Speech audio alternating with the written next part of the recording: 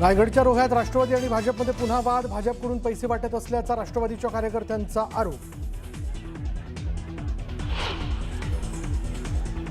Bogus मतदानाच्या कारणावरून तासगावमध्ये राडा. रोहित पाटील आणि संजय काका पाटील गटाचे कार्यकर्त्यांची बाचाबाची. बीडच्या शाहूनगर भागात दोन्ही राष्ट्रवादीच्या कार्यकर्त्यांमध्ये राडा. दगडफेकीचा व्हिडिओ समोर.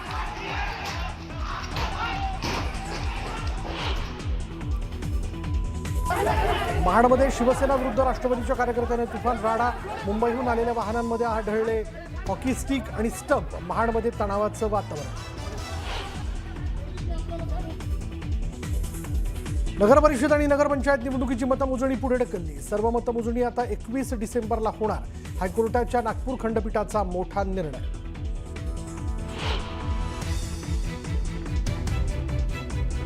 निवडणूक आयोगाची पद्धत चुकीची, मात्र कोर्टाचा निर्णय मान्य करावाच लागेल. तर ही सर्व पद्धत योग्य वाटत नाही. कोर्टाच्या निर्णयानंतर मुख्यमंत्री देवेंद्र फडणवीसांचं विधान.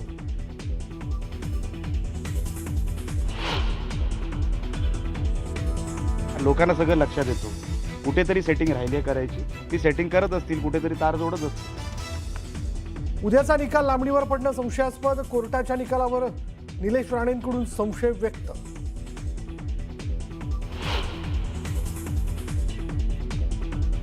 औरंगाबाद खंडपीठाचा राज्य निवडणूक आयोगाला दणका. अखेरच्या क्षणी असे घोळ भविष्यात टाळा.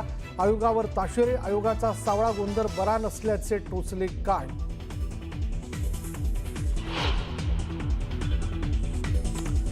आमदार संतोष बांगरांविरोधात गुन्हा दाखल. आचारसंहितेचा भंग केल्याप्रकरणी गुन्हा.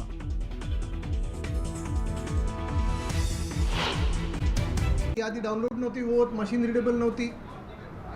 नंतर रात्रीपर्यंत सगळ्यांनी जेव्हा डाउनलोड केले तेव्हा मोठ्या संख्येत सगळीकडे गोंधळ उडाला. याद्या सापडत नव्हत्या. जे समरीमध्ये आले आहेत ते नाव शोधायचं कसं, बिल्डिंग शोधायची कशी, माझं स्वतःचं नाव शोधायचं कसं, हा एकंदर गोंधळ हा संपूर्ण ह्या मुंबई महानगरपालिकेच्या जी निवडणुकीची यादी आहे त्याच्यात होता. अर्थात त्याच्यानंतर आम्ही निवडणूक आयोगाची भेट घेतली. तिथे वाघमारे साहेब होते आणि इतर त्यांचे सहकारी होते आणि त्यांना हेच आम्ही विनंती केली होती. आम्ही जे पत्र दिलं होतं उद्धव साहेबांनी आणि राजसाहेबांनी ते त्यांच्यासमोर मांडलं आणि अजून काही दिवस मागून घेतले होते. पण प्रामुख्याने त्याच्यात जो घोळ होता त्याच्यावर कुठेही निवडणूक आयोगावर अवलंबून न राहता आम्ही स्वतः त्याच्यावर काम करत राहिलो. गेले 10-12 दिवस आम्ही शाखेत जातोय, वेगळ्या विधानसभेत जातोय आणि ह्याच्यावर ऑब्जेक्शन कसे घ्यायचे, काय ऑब्जेक्शन घ्यायचं, कुठचं फॉर्म भरायचा, ही सगळी जी किचकटपूर्ण प्रक्रिया आहे ती पार पडत आहोत. यानंतर देखील आम्ही अनेक शाखेंमध्ये जात आहोत. पण ह्याच्यात काही गोष्टी ज्या ठळकपणे आम्हाला जाणवत आहेत त्या तुमच्याच समोर आणत आहे, लोकांसमोर आणत आहे, मीडियाच्या माध्यमातून. आणि ही निवडणूक यंत्रणा नेमकी चालली कशी हे बघण्यासारखं तर झालेलं आहे. आत्ताचे जे सगळे मतदान चालू आहे आपल्याला तर माहिती आहे. कोण मख्ख चेहरा घेऊन बॅग सोबत उतरतंय, त्याच्यात पैसे आहेत की नाही ह्याच्यावरनं सगळा गदारोळ चालू आहे. कोणी धमक्या देत आहे, कोणी रेट टाकतंय, हा सगळा तर गोंधळ वेगळाच. एक आमदार तर जाऊन दाखवतात की कोणी मतदान कोणाला करायचं. खरोखर निवडणूक आयोग म्हणून प्रकार आहे की आता सर्कस झाली त्याची, हे विचार करण्यासारखं आपल्या देशात आहे. पण आम्ही गेले 10-12 दिवसांमध्ये प्रत्येक वॉर्डमधले, म्हणजे मुंबईत जर आपण म्युनिसिपल वॉर्ड पाहिले तर 227 आहेत. सरासरी प्रत्येक वॉर्डमध्ये 3,000 ते 4,000 ऑब्जेक्शन आम्ही घेतलेले आहेत आणि अजूनही आम्ही घेत आहोत. 3,000 ते 4,000च झालेले आहेत कारण ही पूर्ण जी एक सिस्टम आहे ती किचकट आहे. म्हणजे त्या जे कोणाचा अर्ज भरायचा असतो तो संभाव्य दुबारमधून काढायला, ते संभाव्य दुबारमधून काढायला तुम्हाला त्याच्या घरी जायला लागतं, त्याचा फॉर्म भरून घ्यायला लागतो. एक दाखला, मग आधार कार्ड असेल किंवा ड्रायव्हिंग लायसन्सची कॉपी असेल, जे काय असेल त्याला अटॅच करून तुम्हाला सहाय्यक आयुक्तांकडे जायला लागतं, त्या व्यक्तीला घेऊन जायला लागतं.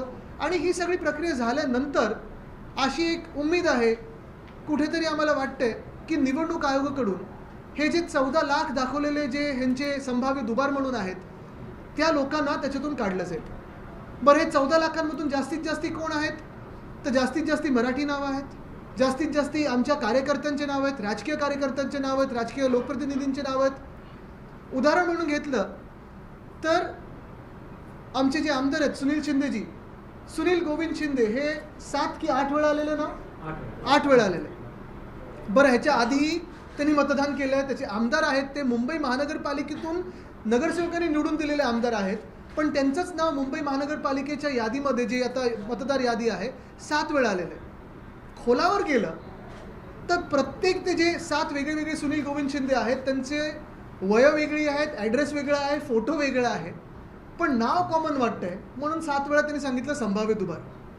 पण ह्या संभाव्य दुबारांचं जसं आता श्रद्धाताई जाधव आहेत आमच्या महापौर राहिलेत, मुंबई महानगरपालिकेच्या मुंबईच्या महापौर राहिलेले आहेत, त्यांचं नाव 8 वेळा आलेत. इकडचे धारावीचे जे आमदार आहेत ज्योती गायकवाड ताई त्या देखील संभाव्य दुबारमध्ये आलेले आहेत. अनेक लोक असे आहेत ते संभाव्य दुबारमध्ये आले. अनिल देसाईजींचं पण नाव संभाव्य दुबारमध्ये आलेलं आहे. खासदार आहेत दक्षिण मध्य मुंबईचे.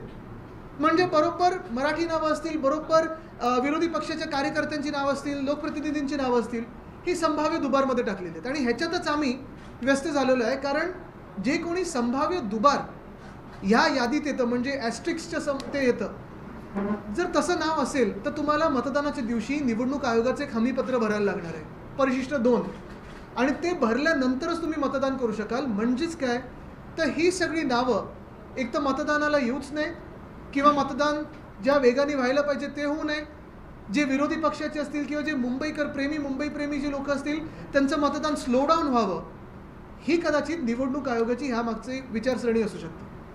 पण तुम्ही विचार करा, जर आम्हाला सरासरी प्रत्येक म्युनिसिपल वॉर्डमध्ये 3,000 ते 4,000 ऑब्जेक्शन्स भरून घ्यायला एवढे दिवस लागत असतील आणि पुढचे काही दिवस अजून आम्हाला पुढचे 2 दिवस म्हणजे आज आणि उद्या अजून काही 3-4 हजार ऑब्जेक्शन भरण्याचा प्रयत्न असेल आमचा, ही यंत्रणा कधी लागली आमची? पूर्ण पक्ष म्हणजे शिवसेना, महिला पुरुष दोन्ही, अंगीकृत संघटना, त्याच्यात स्थानिक लोकाधिकार समिती आहे, भारतीय कामगार सेना आहे, ग्राहक संरक्षण कक्ष आहे, युवा सेना आहे, युवती सेना आहे, टॉप टू बॉटम प्रत्येक आजी माजी पदाधिकारी जेव्हा काम करतायत तेव्हा आम्हाला एवढा कालावधी लागलेला आहे हे काम करून घेण्यासाठी.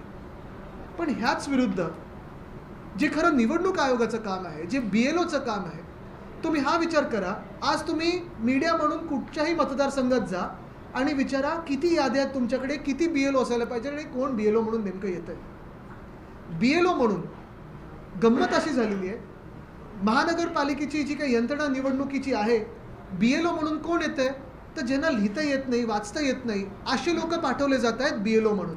आणि हे लोक जाऊन चेक करतायत की तुम्ही मतदार आहेत की नाही. लिहिता वाचता न येणं हा काही गुन्हा नाही आहे, बिलकुल नाही आहे. परिस्थिती असेल म्हणून तसं ते पुढे तसं राहील असेल.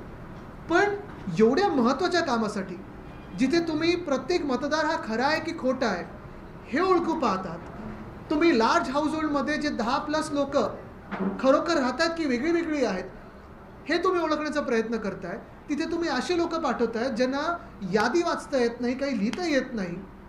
तर नेमकं ही निवडणूक प्रक्रिया जी चाललेली आहे, मी केंद्रीय निवडणूक आयोगाला पण विचारत आहे, राज्याच्या पण निवडणूक आयोगाला विचारत आहे आणि स्थानिक निवडणूक आयोग जी मुंबई महानगरपालिकेसाठी आता कार्यरत आहे ह्यांनाही विचारत आहे की नेमकं तुम्ही करता काय, पगार कशासाठी घेता, जे काही पगार येतात ते जनतेच्या पैशामधून येतात का, म्हणून आम्ही तुमच्या सस्पेन्शनची मागणी करू नये का, म्हणून आम्ही कोर्टात जाऊ नये तुमच्या सस्पेन्शनसाठी का, म्हणून तुमच्या विरुद्ध आंदोलन करू नये का, म्हणून तुमच्या घरावर येऊन विचारू नये की तुम्ही आमच्या देशाची वाट का लावतात. एका बाजूला आपण पाहतोय गोंधळ तर सरासरी मोठा घातलेलाच आहे, पण दुसऱ्या बाजूला तुम्ही थट्टा उडवताय, सर्कस करून ठेवलेली आहे की ज्यांना लिहिता येत नाही, वाचता येत नाही, यादीत काय लिहिलं आहे हे कळत नाही आहे, अशा लोकांना तुम्ही या सगळ्यात महत्त्वाच्या पवित्र काम, आपल्या लोकशाहीच्या पवित्र कामासाठी तुम्ही पाठवताय.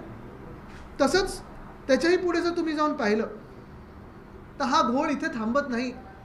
पुढचा घोळ असा आहे, आणि हे परत तुम्ही सगळ्यांनी ऐकून घेणं गरजेचं आहे, पुढचा घोळ असा आहे की निवडणूक यंत्रणेत साधारणपणे 5,86,000 लोक, युनिक लोकांचे नावं दुबार तिबार 5 वेळा 6 वेळा आलेत, म्हणून मुंबई महानगरपालिकेच्या यादीमध्ये 14 लाख वेळा दाखवले संभाव्य दुबार.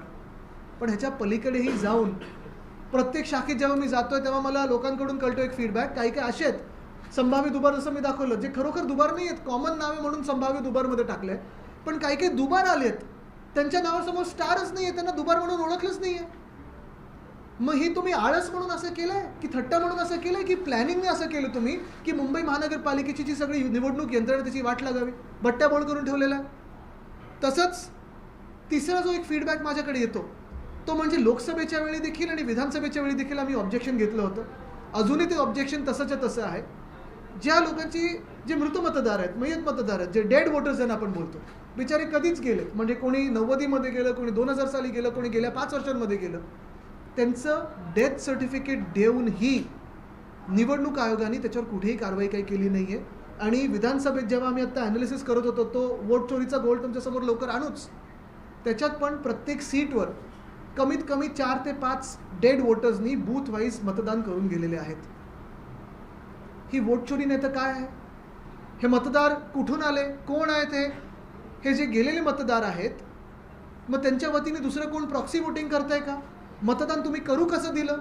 आणि इथे पण ह्या यादीत पण ऑन अन ॲव्हरेज जर तुम्ही पाहिलं तर प्रत्येक मतदारसंघामध्ये 80 ते 100 मतदार असे आहेत जे कधीच गेलेले आहेत. पण तर मतदार यादीमध्ये कशा पद्धतीनं घोळ आहे हा आरोप पुन्हा एकदा आदित्य ठाकरे करताना दिसत आहेत. या पत्रकार परिषदेचे अपडेट आपण घेत राहूयात. पाहूयात